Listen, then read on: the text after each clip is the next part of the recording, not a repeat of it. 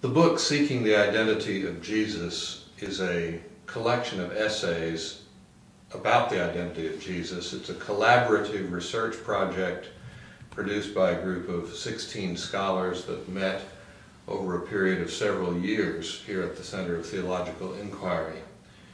And it reflects an attempt to think more clearly about how we get to know who Jesus is.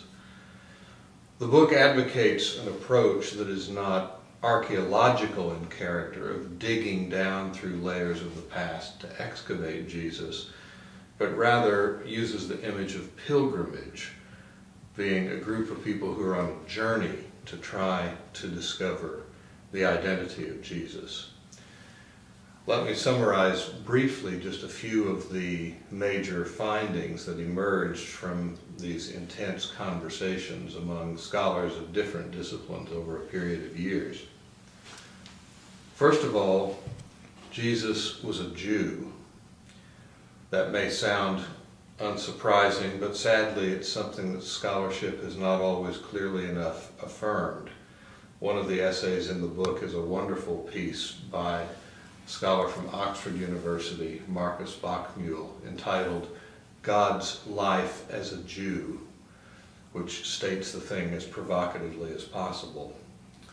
A second point is that the way we get to know the identity of Jesus is through close reading of Scripture in its entirety. That is to say, we need to reckon with the multiplicity of images of Jesus that emerge from the different witnesses in the biblical canon, and we need to hear each of those voices in its integrity and coherence, which can only be done through careful, close reading of texts. A third point is that we get to know Jesus through the testimony of tradition. It's one of the convictions of the scholars who participated in this project that the creeds and confessions of the Church's tradition are not artificial superimpositions on the real identity of Jesus, but rather they are attempts to articulate across time the meaning of Jesus' identity as disclosed in the scriptural texts. A fourth point, and an important one, is that Jesus is not dead.